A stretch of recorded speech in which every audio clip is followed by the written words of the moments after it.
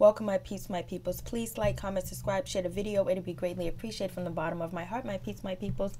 So let's talk about Real Housewives of Atlanta, season 10, episode 13. I think it was a really good episode because you got to see the girls go back and forth with each other, and they didn't hold or hide anything. Like, they had a problem, they addressed it, if not immediately, at the dinner table. So anyways, we start off with the girls. They were in Barcelona, you know what I'm saying? And it's a beautiful place or whatever. And so they're riding in their Mercedes truck, and, you know, living it up. And so, you know, they get to the hotel, or they get to the lobby area, whatever, where they have like, you know, little appetizers out there for them. And we get to hear Eva, you know, tell her story about, you know, she's dating, you know, Michael or whatever. He's a lawyer. He's running for mayor of Atlanta or Georgia, and he is also, you know, her baby daddy now, you know what I mean? So basically, she's saying that her other child that she has with Kevin McCall, I believe, Michael has took over and became the baby daddy now. I was like, damn, that's kind of like rude and disrespectful to say as well, because, you know, her daughter's going to be looking back at this. Whatever Eva may feel about Kevin McCall or whatever, they still do have a child. So to say that shit on national TV and have it be recorded and filmed and going to stay out there in history is kind of disrespectful as well. And, it doesn't look like a candidate, you know, if she's going to marry Michael, just say if he would have wanted to be mayor, then people look back and like, what? Because, you know, you kind of keep that on a DL, or just say, like, you know, he's a good stepfather, not that he's the child's father, because, you know, I can guarantee you her daughter loves her father regardless of who he is and how he is, or how she may feel he is a terrible person. But anyways, so that was her spill. And so then she gets in the conversation, basically, you know, but before then, we got to talk about, you know, Kim is not there. You know, she didn't show up. And also, Kenya Moore is not there as well, because Kenya Moore thinks she's probably pregnant. Plus, she don't want to leave her brand new husband. She got a husband now. She ain't trying to leave him. She's not trying to go bye-bye. And so it is what it is with that situation. And then also, while they're on the bus, the Mercedes truck bus, you know, Nene is talking crap about Kim, talking about, you know, Kim have all these different illnesses. She done had open heart surgery. She done had cancer. She done had thyroid problems. She done had a stroke. She done had all these things. And the bitch is still living, basically. And, you know, Nene is just calling her out like, yo, she's fake, she's fraudulent. There's some people that do go around fake sicknesses and illness, because I forgot what the name of it is. But that it's a psychological term for that as well. So I don't know if it's true or not. I have no idea. I don't give a shit about Kim or her illness, her sickness, or anything like that, you know. But but Nene's talking this crap, and I guarantee that Nene knew that it was going to get back to Kim, but I guarantee you she didn't know it was going to get back to her that quick, because, you know, Nene got to know that ain't nobody on that bus really her friend, especially not Sheree or Portia. So it is what it is with that situation. So anyways, they get to the hotel and they're talking, and then, you know, Eva brings up that, you know, she's sorry about, you know, the Will situation, and she didn't mean to start any mess or any drama. Basically, she was just trying to tell it like it is. She's trying to hook her sister up and let her know, you know, that maybe your man is out here getting some nookie from somebody else. $5. And so, you know, Cynthia immediately kind of like gets offensive, and she was like, yeah, so what really happened with that? You know, what was going on with that? She was like, well, he introduced me to this girl. I don't know if he's actually with her or not, but he did introduce me to her. And Cynthia was like, well, he said he ain't got no woman then, and he ain't got no woman now, and I believe him. So, you know, Cynthia's not here for the bullshit. She's not trying to let anybody deter her or tell her that Will is bad, because sometimes you got to learn on your own. Sometimes people got to experience things on their own. Whether Will is here for her or not, Cynthia will find out, because only time would tell, like, if you're with the right person, because no one could fake and hide it forever. Time would tell if you made the right decision, and sometimes we make the wrong decisions, and it is what it is. It's called life experience. But Nene's not here for these girls to tell her. I guarantee you, like, if it was her sister or somebody that she was kind of close to, she probably would receive the message more better, because even Peter was like, yo, listen to your girlfriends. And so even Candy was talking about Will, but she ain't trying to hear it from Candy either. And you know, she's sticking by her man, and she wants to stick by him. So that's what it is. And Nene was like, yo, listen, just calm down for a second, calm down for a minute. Like, you don't believe what they're telling you. You know these girls or whatever. And then Cynthia was like, I only know her for 5 minutes. I only know Eva for 5 minutes, and I'm not gonna believe what Portia says. But before then, Portia jumps in, as you know, Cynthia is asking the question to Eva, like, so what was the deal with that? So what was going on? And then that's when Portia jumps in, was like, girl, I didn't even know what to do. I didn't know, should I tell her, should I not tell her? I was just, oh my goodness. And then that's when, Cynthia was like, hey, listen, I am talking to Eva right now. I'm trying to finish my conversation. I'm trying to finish my train of thought. I don't need you to butt in right now. I'm just trying to get to the bottom of this. And then Portia was like, okay. And I wish Portia didn't jump in and say anything. I wish she would have just kept her mouth closed or whatever, and just let, Cynthia talk to, Eva about the situation. But I think Portia felt like she should have jumped in. She should have said something, because Cynthia told her at the party that, hey, listen, if you know anything about my man or something, I just want you guys to tell me. I want to know, I want to know. I don't want to be left in the dark. I want to know the information. So that's what, Portia was assuming. Portia kind of like jumped the gun, because, she's kind of getting back into the good graces of the ladies. And she keeps making foul mistakes because they are overjudging her, when she's actually really trying to, help Cynthia out. But Portia do have a track record. So once you have a track record, it's the issue, it's a problem, it's a situation, because people are not going to believe exactly what you say all the time, or they're going to take what you say with a grain of salt. So basically, then that's when, Cynthia jumps in, was like, hey, listen, I don't want to hear what you got to say, really, because, you have a track record with Peter. Portia was saying Peter was cheating at bar one. She told Phaedra told her that Peter was cheating, or Peter's getting paid. He's paying his employees with penis or whatever, and all that other stuff. So she doesn't want to hear what Portia has to say. And then on top of that, Cynthia was like, you're the same person that heard that Candy was trying to poison you, and try to drug you and have sex with you. Like, you're always hearing something. So I can't, Cynthia was like, I really can't take what you say. Well, like, I really don't want to hear. Somebody's always telling you something. Somebody's always informing you on something. Somebody's always saying something to you. I was like, child. And so then, Candy was over there like, I was like, damn. Tell us how you really feel, Cynthia. Tell us how you really feel. But even before then, they was talking about girl on girl action. Shamia had asked Eva, have I heard that you were dating Missy Elliott or whatever? And so Eva was like, oh, it's too much shade in this room. I don't even know how to handle this.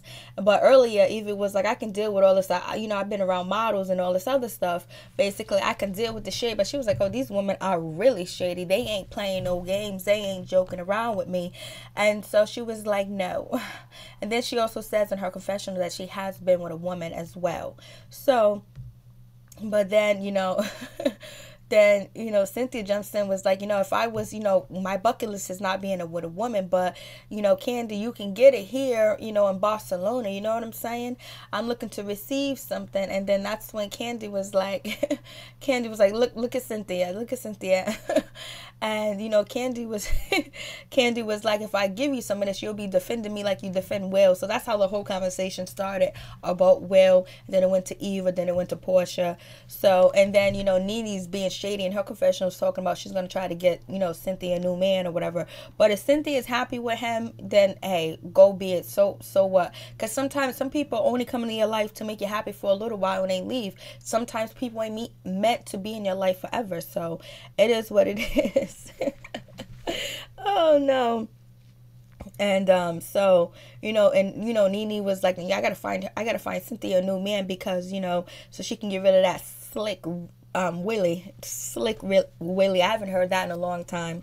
So basically they think he's slick. So Portia felt some kind of way because she got like shut down, knocked down or whatever, but it was due to the past history. It could have been a lot more smoother from Cynthia, but Cynthia at this point, she's defending her man. She's standing side by side. She's riding to die with him. And I don't know if they actually are in a relationship, because supposedly they still dating, and Cynthia's on dating websites looking for other people, and she's supposed to be sowing her oats. So, but I guess not. I guess she done locked Will down and got that's hers or whatever. I was like, damn, Portia just took a little knockback. I was like, oh shit, poor Portia.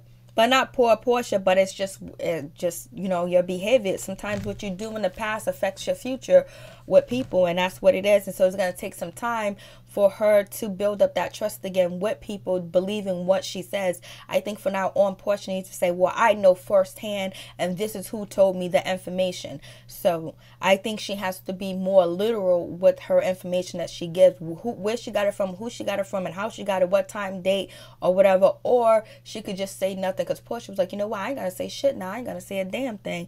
I could see him down the street with Hootie Tootie, and I ain't gonna say nothing. And so anyway, so it is what it is. I was like, yo, Cynthia is getting the balls. She ain't playing around. She ain't letting nobody mess with what she got now. You know, she might have divorced Peter for the wrong reasons, but, or the right reason, who knows. So, I was like, damn, tell us how you really feel. So they down the bus back, you know, they're going somewhere else, and they're talking about balls, and they said they don't lick balls. Nene says she licks a ball every now and then. Candy was like, a little teabagging is good. What are you talking about? And I was like, okay. And so, basically now they're at this villa, and none of the ladies are happy with this villa. They think this villa is low budget. They don't know why they're here. They like fancier places, better places, and this ain't it. I thought the villa was nice, but I guess with all them women is, you know, maybe it's not big enough or more accommodating to their standards of living, because I don't live like none of them. So they're not filling the villa because there's not enough bathroom. Nene's upset or whatever. And guess who got the best room again? Candy got the best room. She got the best room with the deck, the balcony, a little living room, and a bathroom. And she ain't giving up her room. And, you know, Nene feels some type of way about that. And Cynthia, they're upset about that. So, you know, Cynthia and, you know, Nene gets in the room and they talk, well, we're going to have a meeting and see if we can get our room, get the best rooms, because, you know, we planned this trip. Well, you know what? Immediately, like, yo, listen, once we get to the house, listen, the best room in the house is for the hostess with the mostest. Let me tell you right now, there's no running and picking. I'm going to pick my rooms first, and then you guys can pick your room second. It's not a big deal. As long as you got a place to sleep and a roof over your head, that's all that counts. And so, it is what it is. And so, you know, Cynthia goes downstairs with Nene, and basically they call a meeting. And, you know, Nene is like, well, I think the mature woman should be on the upper room, the top level. I want to go to the upper room, basically. And then Candy was like, I'm not changing my room. I'm not moving my room. Nope, it's not going to happen. And she was like, what do you mean mature woman? Anytime we say something about your age, Nene, you get upset. You're talking about you young and all this stuff. She was like, I don't mean it like that. I mean that, you know, we should get the better rooms or whatever. Candy was like, I'm not moving. And then that's when, you know, what's her name? Marlo was like, so Nene, you just gonna stay here and let Candy punk you out of your room? And then, you know, Candy was like, come on, I'm not trying to punk her out of the room. Don't start nothing, Marlo. Marlo sticks out her tongue or whatever. And so it is what it is. Candy's keeping her room, and that's how it goes. And nobody's moving Candy out of her room. And then, you know, they're talking about, you know, Candy spoiled. Marlo's like, she's spoiled. So that was a waste of time. And, she was like, I'm not moving out of my room. I'm not moving. She was like, none of that. This is not happening. So then Sheree and, you know, what's her name? Shamia and Portia are first. It's Shamia and Portia in the room. And, you know, what's her name? Portia's going over her lines or whatever because she's going to be in the movie. Two can play that game, I think. I don't know. So anyways, Sheree comes in there and she's calling Kim and gonna let Kim know the business, what was said. And so basically, you know, Portia says to, you know, Kim while she's on the phone, like, hey, listen, you beat cancer. I'm really happy that you beat cancer, whatever, because I have some family members that have cancer. And Kim's like, I have no fucking cancer. What are you talking about? Who told you that dumb shit? And so then that's when Sheree jumps in. Well, you know, Nene was on the bus and said that, you know, you beat cancer, you beat thyroids, you had open heart surgery, you had a stroke, you had all this other stuff. And basically she don't believe it. And so Kim was like, that effing bitch, you know, she's trash, she's shit. Well, Kim, you are a lot, was it complete trash. You are a donkey trash bag. Oh God, can't stand her. So anyways, you know, Sheree's doing her job because she got to keep the mess up because she can't have collect calls while she's over there in Barcelona from her boyfriend. And so and so basically now Kim is going to text everybody and blow up the spot. So then we have, you know, Cynthia, Marlo, and, you know, Nene in the room basically talking about Candy, talking about she's old and she looks just like Nene. She looks like Nene's age, and if she takes off her clothes and Candy takes off her clothes, her body will be better. I don't think that's true, but that's how Nene feels. There's nothing wrong with having confidence. And so then you got Marlo talking about, look at all the shade that Candy's throwing towards me. Like, yo, Candy, she don't know how to understand me. She don't know how to accept me being funny, or me being, you know, being funny, or having like a funny personality, or just joking with her. Like, she's all harsh and she's all rough with it. She's like she's like, Candy. So then they're laughing at Candy or whatever, making fun of her. So now they're getting ready to go to dinner, and as they are going to dinner, they're sitting at the table. So basically, you know, what's her name, Marlo and Candy go back and forth basically. And, you know, Marlo was like, you don't know how to take me or tame me or whatever. It's like, I'm being funny with it, and then you go and you just a brute with it. You just brute and blunt with it. And she was like, no, it ain't even nothing like that. Don't make a big deal out of it. So basically that gets squashed. And then Shamia basically, but before then you have Marlo. She don't put the crown down there for Kenya because she's missing. She put the wig down there for Kim because she's missing from the dinner table or whatever. And so then we have and then we have Marlo, you know, but you know what's funny, when Marlo was saying, oh, Candy's supposed to be a mongo or a mugo or whatever, and they're making fun and they're laughing. I was like, oh, she don't know how to act, she don't know how to behave, she acts so spoiled rotten and all this other stuff. Like, she doesn't act like she got all that money or whatever. I was like, no, they're really going in basically. And so, you know, so now they're sitting down at the table. And Candy said, you know, Nene's the only one that's closest to SSI. SSI. And Shamia, you know, she said, you know, they said, let's say a prayer. And then Shamia said, well, let's have one of the elders say a prayer. And then that's when Nene was like, bitch, don't mess with me. Don't be coming for me. Like, I didn't say nothing about no elder. I didn't say anything about elder or whatever. And so that's when, you know, Candy was like, you know what, my fault. I thought she said elder. She said mature or whatever. And then, you know, so Nene's on 100. Nene's ready to go, and Nene don't want to be there no more. You can already tell Nene. Nene is not feeling the trip, but it seems like Nene and, you know, what's her name? Nene and Cynthia and Marlo are kind of like clicking up. And, you know, what's her name? Candy's really not clicking up with anybody. She's just there chilling. And then Sheree, you know, she's clicking up with, you know, I guess Portia. But we know Shamia and Candy are really good friends or whatever. So, and Shami is clicking up with, you know, with Portia, because they're best friends or whatever. But Candy's kind of like trying to stay neutral with all the girls or whatever. But she ain't going nowhere near Portia really. And so Marla was like, you're just so blunt and so dry. Like, I always tell you you're dry. She was like, what? Then, you know, Nene jumps in, was like, oh, I thought, ain't we done with dinner? I thought that was it, that vegan meal that I missed. And so basically, you know, Nene's throwing shade towards, you know, Portia's vegan dinner that she missed and she skipped out on. And then all of a sudden, all the girls get texts, and then it's Kim showing a roach video. It's Kim talking about Nene got roaches in her house and all this other stuff. Nene was like, none of y'all bitches got a house like me. And then that's when Candy was like, don't say me. Don't put me in a situation. Don't call us bitches, basically. So Candy is standing up a lot.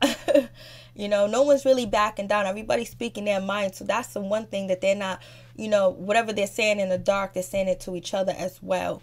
And so basically she said none of y'all bitches got pools, and then Marlo was like, I got a pool, and I got a community pool in my location. I was like, Marlo, you so crazy. And so Cynthia goes, how that just happened a few minutes ago, so how does Kim know about that already? And so that's when Sheree jumped in, was like, well, I told her, because Sheree said earlier that she is the bone carrier, so she was like, I told her. And so then that's when Nene goes and she's going off, she's talking mad smack. It is what it is with that situation. And they're showing a handicap parking ticket. Then, you know, Kim is also saying that Nene has a rented Rolls Royce. Why would she have a rented Rolls Royce when she got a big ass mansion, a big ass house with a pool, with servants, with staff? And she's been on all these shows. She can afford a Rolls Royce. She can lease a Rolls Royce. She can buy a Rolls Royce. She ain't renting it. So come on, Kim, you rent things. You like you rent Croy, and you're paying for his butt injections and his lipo surgery and all his other stuff, so he can stay young and fit while he's walking around with you. There's two women in your relationship, you and Croy. So anyways, Nene is mad, and like she's kind of like taking it out on the girls. I guess Nene felt like, damn, why did you run and tell her like that? So but Nene knew that was going to happen. It all seemed kind of like it's orchestrated. And you know, that Roach situation where, you know, the little gremlin monster, Kim's daughter, you know, posted a video this summer, and it went kind of like viral, and everybody was talking about it. So I don't know, it didn't seem like everything was kind of like orchestrated, in my opinion. Kim being on the phone, Sheree down there calling her instantly. We get all these posters and shit like that, you know. So it is what it is. And so you know, Nene calls Kim a bald-headed B-word, basically saying she bald, she ain't got no hair under that wig, so she is a bald-locked lizard. So I'm just like, okay. So Sheree, but at least Sheree stood up and said, like, hey, listen, I said it. I did. I told her, you know, you said she was faking these illness. I just let her know what you said. And it was like, damn. So Nene's feeling some type of way too. So I think Nene's saying, y'all don't got this, y'all don't got that. Well, basically what she should have said is, Sheree, you don't have this. You don't have that, because Sheree's the one that actually went back and told her. And I thought Sheree was going to set up Portia for that. But I'm glad Portia just said, oh, I thought you had cancer and I was going to congratulate you for overcoming it. So it was actually Sheree that said it or whatever. But Sheree knew about that Roach incident long ago, and she didn't drop that bone to Nene to tell her, because Sheree's aligned with Kim. I guess she thinking that, you know, at least she can film with Kim. It is what it is with that situation. But I think the next episode is going to be crazy. It seems like Marlo is going to go back to old Marlo, and it seems like it's going to be very active. And Eva was kind of quiet after the first incident.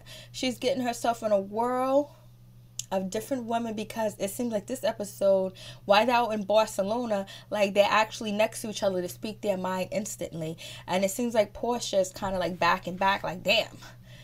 Portia did feel some type of way when Cynthia dogged her out, because she thought her and Cynthia was building a relationship. You know, it probably was, but then, you know, it's a sensitive situation. Once you notice that she's sensitive about the situation, just let it go.